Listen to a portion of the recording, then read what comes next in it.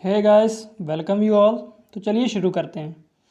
And आज मैं आपके लिए एक कंपनी लेके आया हूँ जिसका रिसेंटली रिजल्ट्स आए हैं और रिजल्ट्स काफ़ी अच्छे हैं।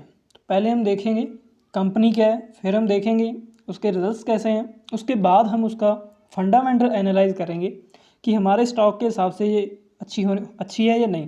एंड उसके बाद हम लास्ट में चार्ट को देखेंगे और वहाँ पे देखेंगे कि इसका शेयर कहाँ तक जा सकता है और कहाँ तक, अगर गिरा तो कहाँ तक जाएगा और अगर बढ़ा तो कहाँ तक जाएगा। ठीक है, तो उसके टारगेट लेवल हम देखेंगे। चलिए शुरू करते हैं। एंड कंपनी का नाम है भाई हिंडाल्को। हिंडाल्को इंडस्ट्रीज़ आपने सुना होगा। ठीक है, तो इसके बारे में पहले देखते हैं कि ये कंपनी करती क्या है। तो सबसे पहले a leader in aluminium and copper.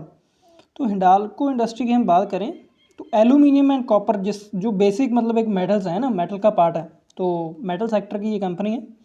तो ये लीडर है मतलब एल्यूमिनियम एंड कॉपर बनाने में, मतलब इसके जो प्रोडक्ट्स वगैरह ये बनाती है।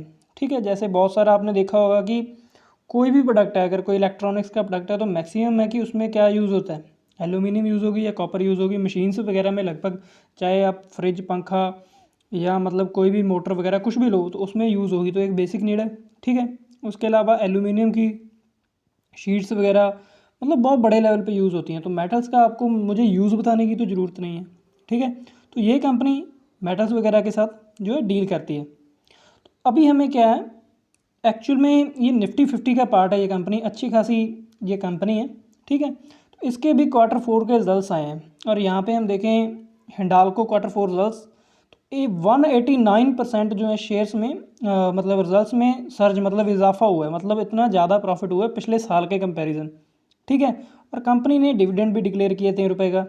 ठीक है, और सेम ही चीज़ यहाँ पे वो लिखा हुआ है कि 189% का मतलब प्रॉफिट बढ़ा है और कितना, अगर वैल्यू में देखें तो 1928 करोड़ रुपए कंपनी को इस क्वार्टर में प्रॉफिट हुआ है। ठीक है, तो अच्छा खासा प्रॉफिट हुआ है और नेगेटिव कंपनी है, तो चांसेस हैं कि अच्छे खासे रिजल्ट्स देखने के बाद क्या होता है कि मार्केट में वो शेयर आपको भागता हुआ दिखता है। जैसे कि पहले एशियन पेंट्स के रिजल्ट अच्छे आए थे, उसके पहले यूपीएल के अच्छे आए, तो वैसे ही ये कंपनी भी एक बड़ी कंपनी है निफ्टी 50 की। तो इसके रिजल्ट्स भी अच्छे हैं। और बाकी मेटल सेक्टर का तो आपको पता है अभी थोड़ा दौर चल रहा है, तो हो सकता है मंडे को आपको इसमें तेज़ी देखने को मिले। वो मिलेगी या नहीं वो हम आगे डिस्कस करेंगे, लेकिन पहले हम कंपनी को ये देखते हैं कि ये कंपनी हमारे लिए सूटेबल है या नहीं, इसका फंडामेंटल कितना मजबूत है। ठीक है, चलिए शुरू करते हैं। पहली चीज़ देखें तो मार्केट कैपिटलाइजेशन के हिसाब से ये लार्ज कैप कंपनी है। 17,576 करोड़ का इसका जो है क्या है, अपना मार्केट कैप है। ठीक है, उसके बाद अगर बात की जाए डिविडेंड भी ये कंपनी अच्छा खासा देती है। ठीक है, और रिटर्न ऑन इक्विटी ये यहाँ पे थोड़ा मिसमैच है, आपको मैं दिखाऊंगा कितने अच्छे रिजल्ट्स दिए हैं इस कंपनी ने 1 साल में, 2 साल में, 3 साल में, वो सभी हम यहाँ पे डिस्कस करेंगे। ठीक है, और हिंडाल्को इंडस्ट्री काफ़ी नाम है, आदित्य बिरला ग्रुप की ये कंपनी है। ठीक है, इसके क्वार्टरली रिजल्ट्स हम देखें, सेल्स की बात कर लेते हैं। तो यहाँ पे यहाँ से मान लो आप उठा लो पिछले साल से 29,000, 25,000, ये थोड़ा मतलब लॉकडाउन का इशू हो गया था। उसके बाद 31,000 करोड़ की सेल, फिर 34,000, 35,000 की सेल, इस बार 40,000 करोड़ की सेल्स हुई हैं। ठीक है, तो ठीक है, सेल्स बढ़ रही है कंपनी की। उसके बाद अगर ऑपरेटिंग प्रॉफिट देखें ओवरऑल, जिसमें टैक्स वगैरह या डेप्रिसिएशन वगैरह भी डिडक्ट नहीं हुई है, तो वो भी पहले 4,000 करोड़ 3,500 करोड़ था, फिर 5,000 करोड़, अभी 5,500 करोड़ के ऊपर, तो ये भी बढ़ रहा है। ठीक है, देन अभी यहाँ पे देखेंगे टैक्स वगैरह के बाद में प्रॉफिट, तो यहाँ पे पहले नेगेटिव में था लॉकडाउन की वजह से, वो कोरोना जब आया था, उसके बाद ये 1,000 करोड़, 2,000, 3 करोड़, 3,000 करोड़, तो ये भी बढ़ रहा है। ठीक है, और एंड में देखेंगे हम नेट प्रॉफिट। नेट प्रॉफिट क्या होता है कि सारे टैक्सेस वगैरह पे करने के बाद कंपनी के पास जो एक्चुअल में अपना लास्ट प्रॉफिट बचता है, जिसे वो अपने रिजर्व्स में रख सकती है या दोबारा से री इन्वेस्ट कर सकती है। तो वो प्रॉफिट जो हमने देखा वहाँ पे दिया हुआ था 1928, मतलब अप्रॉक्सीमेटली 2,000 करोड़ के पास ये प्रॉफिट हुआ है और पिछले क्वार्टर से भी काफ़ी अच्छा है। ठीक है, और इसके पीछे भी देखें तो ये कंपनी यहाँ पे लॉस हुआ था, उसके बाद मतलब ऊपर की तरफ जा रही है, मतलब अच्छे रिजल्ट्स दे रही है, अच्छा प्रॉफिट बना रही है। तो यहाँ से हमें क्या देखना है, अगर कंपनी की सेल्स अच्छी हैं, ऑपरेटिंग प्रॉफिट अच्छा है, ठीक है, टैक्सेस वगैरह कम है और नेट प्रॉफिट भी अच्छा है, मतलब कंपनी अर्न कर रही है, कंपनी की हर चीज़ ग्रो कर रही है, तो उसी हिसाब से डेफिनेटली प्राइस भी ग्रो करना चाहिए और वहीं ग्रो कर भी रहा है। ठीक है, तो आगे हम फिर से वही चीज़ें हैं ये तो। ठीक है, और आगे और देखते हैं, इसके बाद हम बैलेंस शीट देखते हैं कंपनी की। ठीक है, बैलेंस शीट में कंपनीज की लायबिलिटी की बात करें तो सबसे पहले देखेंगे शेयर कैपिटल। शेयर कैपिटल आपको पता है कि कंपनी की क्या होती है, लायबिलिटी, जो उसने अपने जो शेयर होल्डर से जो पैसा लिया हुआ है, तो ये मतलब बढ़नी नहीं चाहिए। तो ये चलो स्टेबल है, ठीक है, एनफ, कोई बात नहीं। सेकंड चीज़ इसके बाद में हमने देखनी है कंपनी के पास रिजर्व्स कितने हैं। तो रिजर्व्स देखें तो पहले 57,000 करोड़, 58,000, अभी 66,031, मतलब अप्रॉक्सीमेटली 67,000 करोड़। तो ये भी अच्छा खासा ग्रो कर रहे हैं, कैपिटल भी स्टेबल है, ठीक है। उसके अलावा बोरिंग की बात करें तो बोरिंग पिछले क्वार्टर के हिसाब से कम हुई है, ये भी एक अच्छा साइन है, ठीक है। उसके अलावा अदर लायबिलिटीज़ देखें तो ये थोड़ा बहुत ऊपर नीचे हो जाता है, कोई बात नहीं। ओवरऑल चीज़ें जो हमारे फेवर में अभी तक चल रही हैं, ठीक है।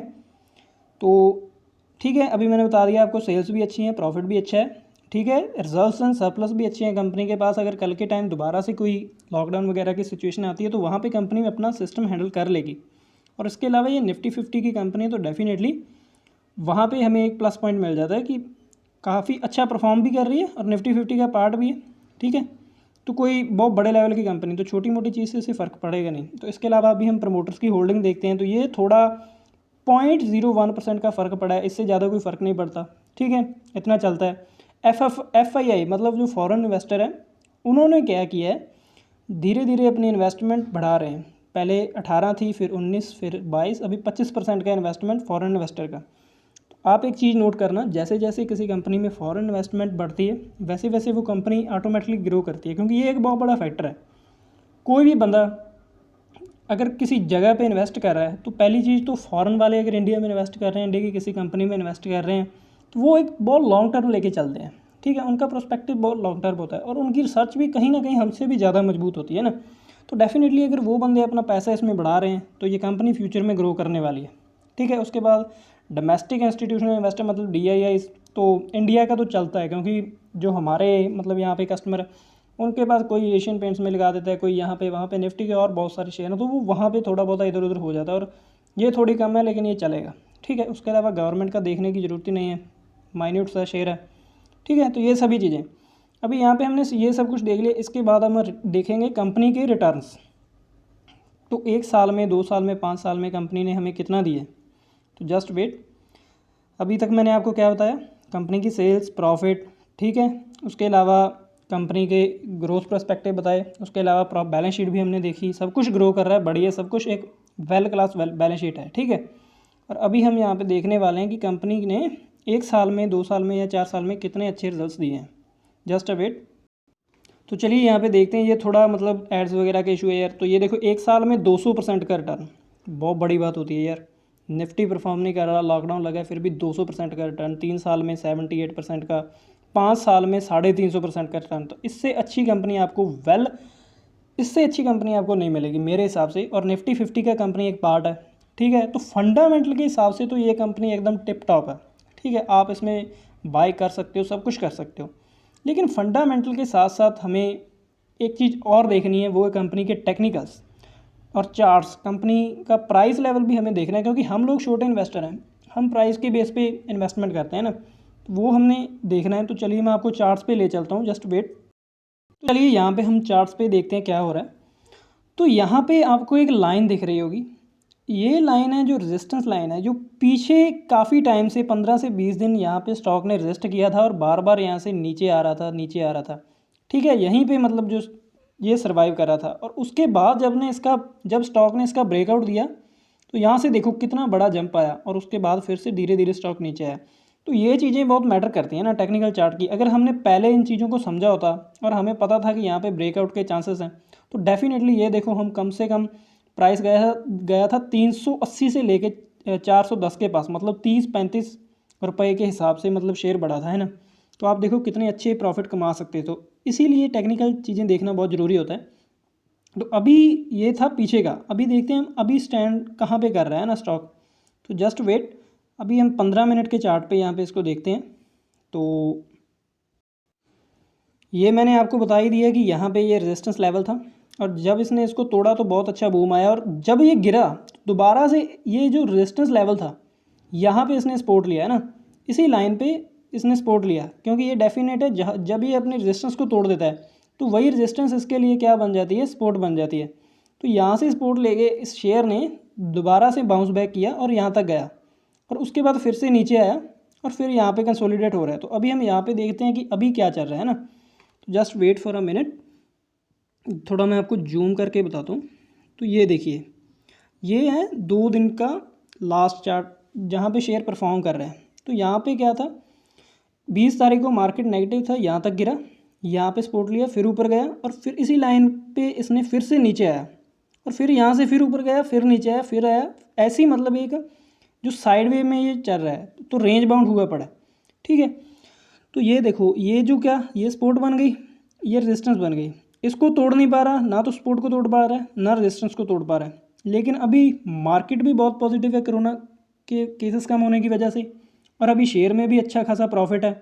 तो मंडे को क्या हो सकता है, हमने देखना है कि मंडे को क्या होगा। अगर मंडे को मार्केट पॉजिटिव हुआ और शेयर की तो ऑलरेडी पॉजिटिव न्यूज़ है, तो ये मैक्सिमम चांसेस है कि अपनी रेजिस्टेंस को तोड़ेगा।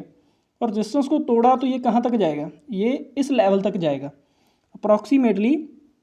अगर शेयर है 380 का, मतलब कि 1% भी अगर इसने रिटर्न दिया तो 4 से 5 रुपये ये बढ़ेगा।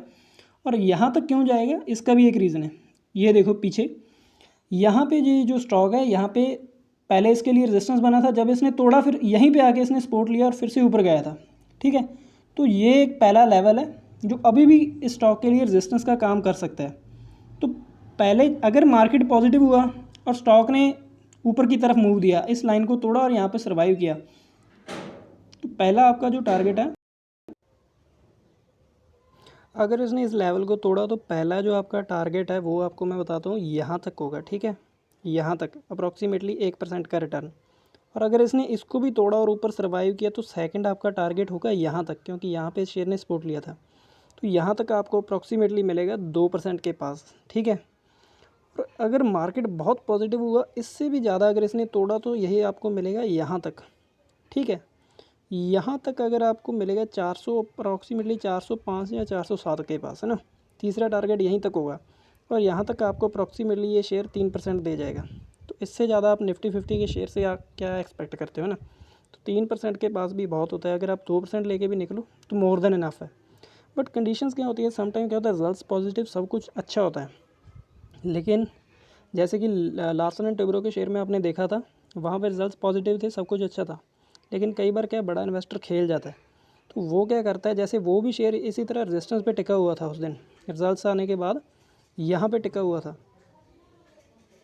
तो वहाँ पे क्या हुआ, जस्ट वेट यार, तो वो शेयर क्या था, अपने रेजिस्टेंस पे खड़ा था और मार्केट पॉजिटिव थी, सभी को था कि ऊपर जाएगा और लोग बाय करके बैठ गए, लेकिन बड़े इन्वेस्टर खेल गए और वो नीचे गिर गया और उसने अपनी सपोर्ट ली।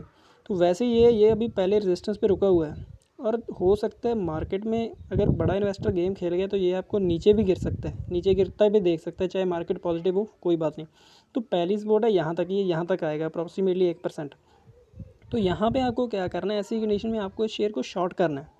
ठीक है, तो 1% यहाँ से भी बन सकता है, अगर बाय करोगे, मार्केट पॉजिटिव हुआ, शेयर पॉजिटिव हुआ तो 1% ऊपर बनेगा। अगर यहाँ से भी गिरा तो ये शेयर सेकंड जो सपोर्ट है इसकी यहाँ तक आएगा, तो यहाँ तक अप्रॉक्सीमेटली 2%। ठीक है, तो ये भी एक कंडीशन शेयर की हो सकती है, तो आप इसको लेके चलो। ठीक है, क्योंकि हमें बेस्ट और वर्स्ट दोनों चीज़ें लेके चलना है। और ये जो मैंने लेवल नीचे के आपको बताए हैं, ये आप यहाँ पे देखो, तो यहाँ पे तो ऑलरेडी इस जोन में ये घूम ही रहा है, तो पहली सपोर्ट तो यहीं पे होगी। और उसके अलावा यहाँ पे ये शेयर है जो इसने पहले बाउंस बैक किया था और यहाँ पे आके इसने सपोर्ट लिया था, ये जो लाइन दिख रही है, और यहाँ से दोबारा आया था, तो डेफिनेटली यहाँ तक ये आ सकता है। तो सेकंड लेवल इसका यहाँ तक होगा। ठीक है, ये थे सपोर्ट एंड रेजिस्टेंस के लेवल।